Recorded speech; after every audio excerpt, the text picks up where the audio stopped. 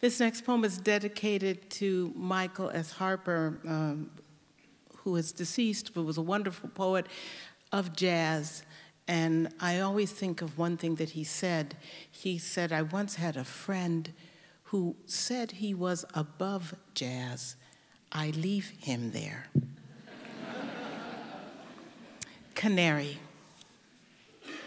Billie Holiday's burned voice had as many shadows as lights.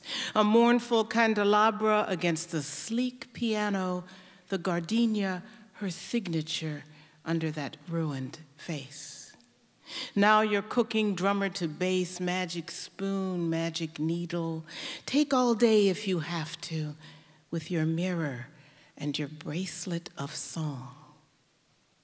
Fact is, the invention of women under siege has been to sharpen love in the service of myth.